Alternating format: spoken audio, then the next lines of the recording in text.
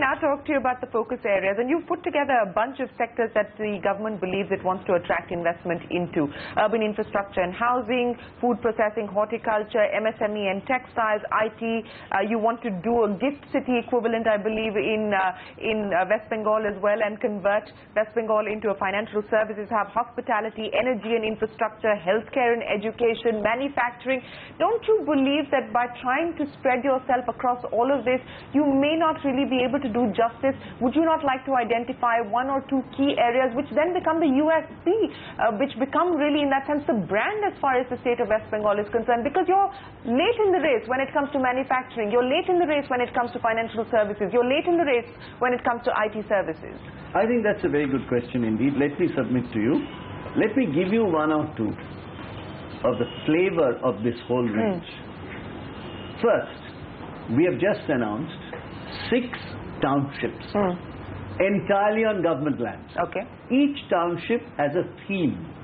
You want to do education and health, you go to Siliguri, beautiful land at the foothills of the Himalayas. You build 25% of your township on the theme of health and education. Okay. 25% on low-cost housing. And the 50% you build malls, you build housing, whatever you want. Sometimes you may want to cross-subsidize some of that. Similarly, Shantiniketan, the center of the Kavi Guru Rabindranath Tagore. What are we doing there? What is the theme? Culture, art and culture. 25%.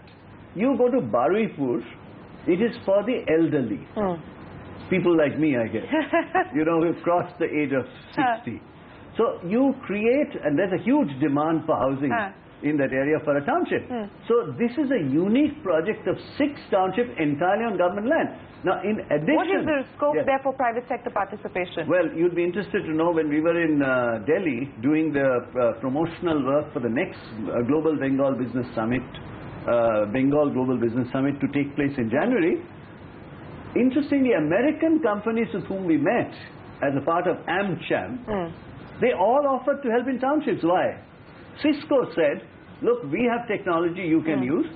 With Prati, you know, part of the United Technologies, they said we have township technology which will be digitalizing your process. 3M came up and said, we'll do something. So what I'm saying to you is, these are not only intelligent and smart, but they are green. Newtown Rajarhat, which is emerging, people say that, you know, right inside the Rajarhat, we have a financial hub.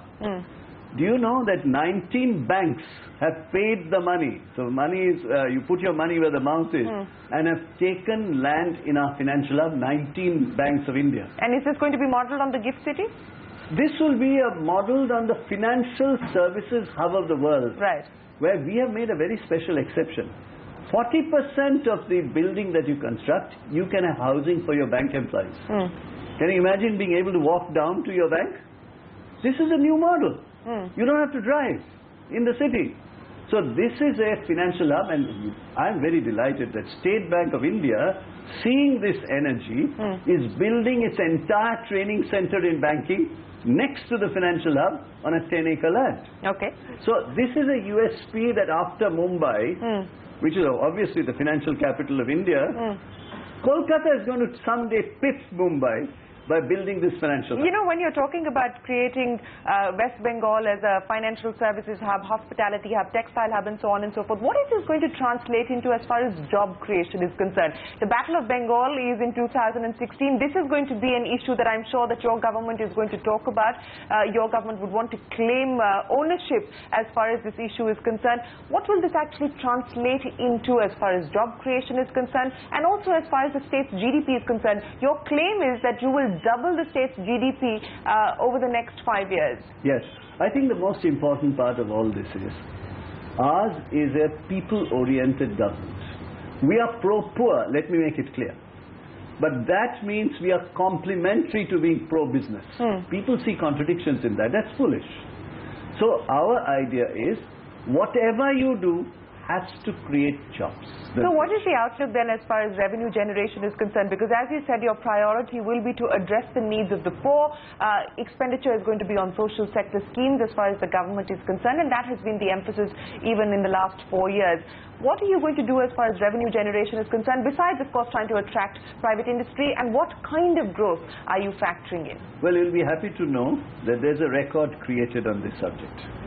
When we came to office, the total revenue own taxes collected in West Bengal was 21,000 crores. Last year, we went to 40,000 crores. Doubling in 3 years has not been seen in West Bengal, to my knowledge, in any state in the country. So how did we double that? As you said at the beginning, due to massive e-based fiscal reform, tax reform. Our next phase is growth related. We have 10.48% GVA growth of West Bengal as against 7.5 for India. That GDP growth, if oriented towards job related growth, it connects the whole process. In fact, we feel that the capital expenditure growth of 600% means releasing of the Keynesian multiplier, which therefore is translating into GDP or GVA growth of the state. So, and once GVA grows, your tax coffers also increase.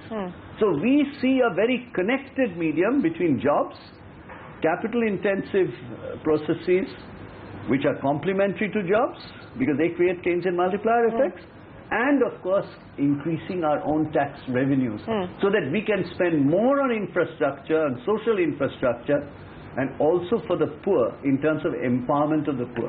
You know, given your ideology or your government's philosophy as far as foreign direct investment is concerned, you're opposed to foreign direct investment in a bunch of sectors, whether it's insurance. Of course, the central government has been able to hike that to 49%. Pension, continue to oppose it. Retail, you continue to oppose it. And yet when you do road shows in the UK, now you're headed to the US, I believe, what is the response that you get? Because I'm sure that that would confuse foreign investors about whether they should put in big ticket investments into the states. Tomorrow you may decide that you're averse to FDI in some of the other sectors as well. I think what is important is, Shereen, our manifesto is absolutely clear and consistent. One thing people will say to you, that West Bengal is consistent. Yes, we opposed foreign direct investment in retail, and look what happened. What happened to Walmart and its joint venture process? It fell apart. Now they have gone into not retail but into wholesale.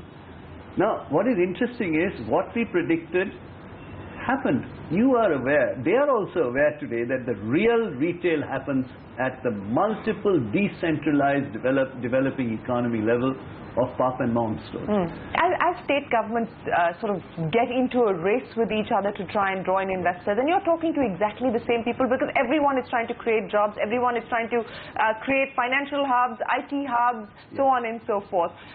What is it going to be that will get people to West Bengal as opposed to Andhra Pradesh, as opposed to Rajasthan, as opposed to Gujarat or Maharashtra? I mean, it's the same. The Foxcons of the world have toured pretty much every state and spoken to every state government today. What is it that West Bengal will be able to offer that will be the West Bengal differentiator? I think the first differentiator is the nature of the market.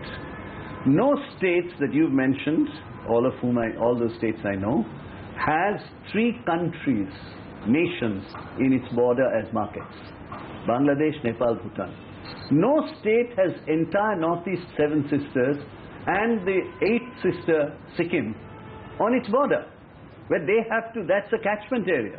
No state has ports which can service Bihar, Jharkhand, UP. They are landlocked.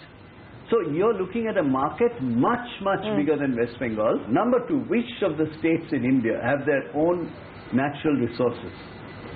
We have coal, and we have coal neighbors together. Which state has coal bed methane, please tell me? It's only West Bengal. Already 2 companies are bringing out coal bed methane. As you know, Great Eastern Energy has 150 rigs bringing out coal bed methane, and SR will be on the line very soon. Which state has it? We are the largest producer of fruits and vegetables, which means 40% spoilage in the country. Huge scope for food processing, which Pepsi has done with potatoes in West Bengal, but you can do with everything else. So you have that. Labor. as far as skills are concerned, why is the Microsoft putting up a center of excellence? Why is Cognizant in West Bengal expanding by 5,000 additional people? Why is DQA started an institute with us on animation? Why? Because the scientific and the high-end skill activity of West Bengal is unique in the country. Major institutions and universities are in Kolkata. Physical infrastructure, and I want to talk about the power situation in specific, because this is a cause for concern, not just for the banking sector, but it's a cause for concern for the government as well.